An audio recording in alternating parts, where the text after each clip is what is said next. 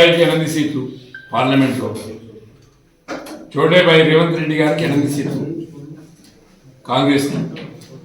పార్లమెంట్లో బిల్లు ప్రవేశపెడతా ఉంటే, పార్లమెంట్లో బడ్జెట్ ప్రవేశపెడతా ఉంటే 8 మంది ఉన్న కాంగ్రెస్ ఎంపీలు మాట్లాడరు, 8 మంది ఉన్నటువంటి బీజేపీ ఎంపీలు మాట్లాడరు. వాళ్ళ పార్టీలకు దాసోహం అయిపోయినటువంటి విషయాన్ని తెలంగాణ ప్రజలు గమనించాలని చెప్పి మేము విజ్ఞప్తి చేస్తున్నాం. బడేబాయ్ చోటేబాయ్ దోనో మిల్కే తెలంగాణ రాష్ట్రం దివాలా తీయించారు. ఇలా 8 నెలల కింద తెలంగాణ రాష్ట్రం ఏర్పడక ముందుకు తెలంగాణ ఆదాయం నెలకి 14,000 కోట్ల ఆదాయం ఉంటే ఇవాళ 12,000 కోట్లకు వచ్చింది. 2,000 కోట్ల దివాలా తీయించినటువంటి గణనాయకుడు ఎవరైనా రేవంత్ రెడ్డి గారు. ఇవాళ తెలంగాణ రాష్ట్రానికి రావాల్సినటువంటి నిధుల కోసం పార్లమెంట్లో మాట్లాడలేదు. ఇలా బీహార్కు బడ్జెట్లో పేరు వస్తుంది, పక్కనే ఉన్నటువంటి ఆంధ్రప్రదేశ్కి బడ్జెట్లో పేరు వస్తుంది, తెలంగాణ రాష్ట్రానికి ఎందుకు రాదు అంటే బడేబాయి చోటేబాయి సరెండర్ అయ్యాయి. బడేబాయికి చోటేబాయి సరెండర్ అయిపోయాడు కాబట్టి ఇక్కడ ఓటు నోటు విషయంలో సరెండర్ అయింది కాబట్టి తెలంగాణ రాష్ట్రానికి నిధులు వచ్చే ప్రశ్నే లేదు, తెలంగాణ రాష్ట్రానికి ఏం రాదు కూడా. ఇలా ప్రతి రైతు కూడా దివాలా అయిపోయాడు. తెలంగాణ రాష్ట్రానికి రావాల్సినటువంటి రైతు బంధు రైతులకు ఇవ్వకుండా డిసెంబర్లో ఇవ్వాల్సినటువంటి రైతు బంధు జూన్లో ఇచ్చింది. జూన్లో ఇవ్వాల్సినటువంటి రైతు బంధు ఎప్పుడు ఇస్తాడో తెలియదు. రైతు బంధు డబ్బులు తీసుకొచ్చి రైతు రుణమాఫీ చేసిండు. రుణమాఫీ అన్న 31,000 కోట్లు 2 లక్షల రూపాయల వరకు చేయాలి. అది కూడా రైతులు అగ్రికల్చర్ ఆఫీసర్ల చుట్టూ, బ్యాంకుల చుట్టూ, లీడర్ల చుట్టూ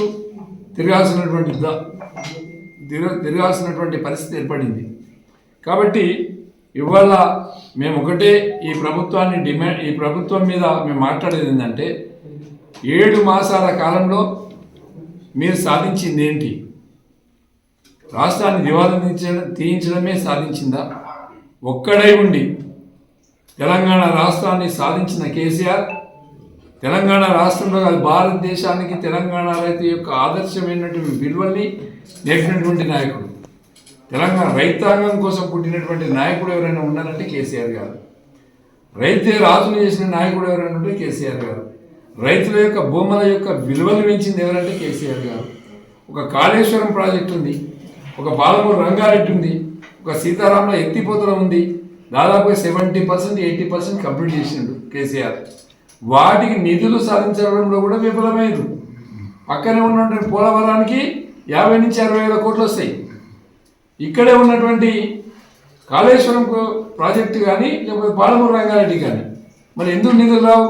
నిధులు రాకపోతే ఈ సౌటా దద్దమ్మలు, చెవులుండి వినలేని వాళ్ళు, కన్నుండి కనిపించిన వాళ్ళు, ఈ సౌటలు దద్దమ్మలు పార్లమెంట్ సభ్యులు కాంగ్రెస్ పార్టీ కావచ్చు, అటు బీజేపీ కావచ్చు, సౌటా దద్దమ్మలు ఎందుకు రాజీనామా చేయరు? రాజీనామా చేయాలని మేము డిమాండ్ చేస్తున్నాం. రాష్ట్ర ప్రజలు మీకు ఓట్లేసి గెలిపించింది ఎవరి కోసం? రాష్ట్ర అభివృద్ధి కోసం.